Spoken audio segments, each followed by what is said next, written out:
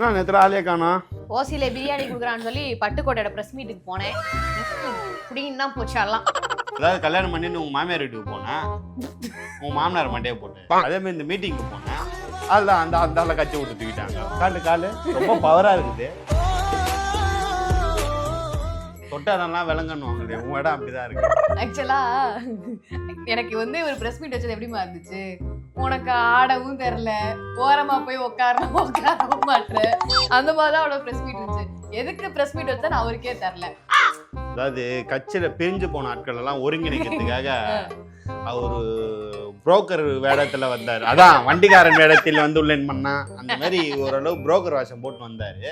அப்படியே இருக்கேடா பாவி. அத உங்க ஆள் கண்டுபிடிச்சு, ஏன்னா என்னைக்கா இருந்தாலும் உனக்கு வெளியில தர்மடி இருக்கு, அது கூட ஞாபகம் வச்சுக்கோ. வாய்ப்பு இல்ல. உண்மையை பேசினா அடிப்பீங்களா? ஆமா, இது ஜனநாயக நாடு. ஓகே, ஆக்சுவலா வந்து பிரஸ் மீட் வச்சார்ல, இந்த மாதிரி சசிகலா பிரிஞ்சு போயிட்டாங்க, டிடிவி பிரிஞ்சு போயிட்டாரு, அவங்களே தானே போனாங்க. அவங்களே தான் போனாங்க. இவரு இப்ப என்னன்னு தெரியல, இவங்களா பிரிஞ்சு போயிட்டாங்க, எல்லாரையும் கூப்பிட்டு இணைச்சு வைங்க, அப்பதான் கட்சி அப்படி ஆகும் இப்படி ஆகும்னு சொல்லிட்டு இருந்தாரு. நம்ம இபிஎஸ்க்கு உடனே கோவம் வந்து, நீ முதல்ல கட்சியை விட்டு வெளில போடா அப்படின்னு. அது கோவம் கிடையாதுமா. எப்பவுமே வந்து ஒரு தலைமைக்கு கீழ்ப்படிஞ்சு நடக்கணும். தலைமை என்ன சொல்லுதோ அது. ஆமா, நாங்களா ஏன் ஊபி அப்படின்னா என்னது?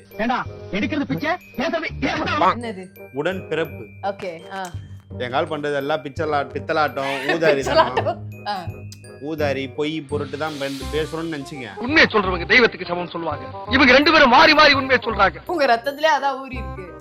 மெயின்டைன் பண்றோம்ல நாங்க. கரெக்ட், நான் கரெக்ட். எங்க கட்சியில இந்த மாதிரி என்ன சலசலப்புலாம் வருதா? வராது. உனக்கு என்னப்பா, நீ பைத்தியம், நீ என்ன வேணாலும் சொல்லுவ, நாங்க அப்படியா? எங்க கட்சியிலே மூத்த நிர்வாகிகள்லாம் இருக்குதா செய்யறாங்க. அவங்க எல்லாம் மண்டல் அடிச்சு ஓரமா உட்கார வச்சிருவீங்க. உங்கள மாதிரியே எல்லாருமே வாரிசு அரசியல் பண்ண முடியாது. ஒட்டுத கத்து கரெக்ட் தான். இவர் வந்து தேவையில்லாம அவங்களுக்கு சப்போர்ட் பண்றேன்னு சொல்லிட்டு இப்ப அவரே கட்சி விட்டு வெளில போயிட்டாரு. ஒருவேளை நானும் இருக்கேன்டா அப்படின்றத காமிச்சுக்கிறதுக்காக. ஆமா, இவரே தலையில மண்வாரி போட்டுனாரு. தலைமை கீழ்ப்படியிலனா இதாமா நல்லா. கட்சிகள்ல மட்டும்தான் கீழ்ப்படியிலனா எப்படியா, இல்ல பொதுவாவே கீழ்ப்படியிலனா இதான் நிலைமையானா?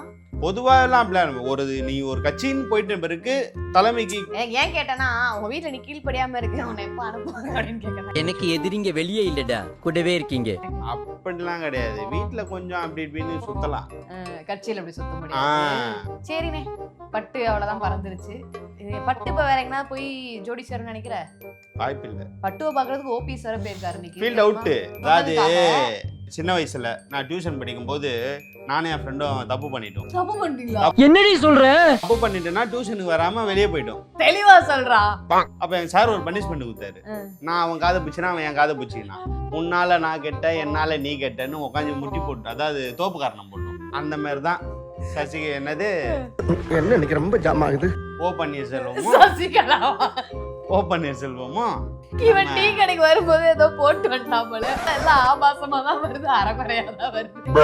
டீ குடிச்சிட்டு கிளம்பு. கிளம்பு. டீ கொடுக்கலாம்.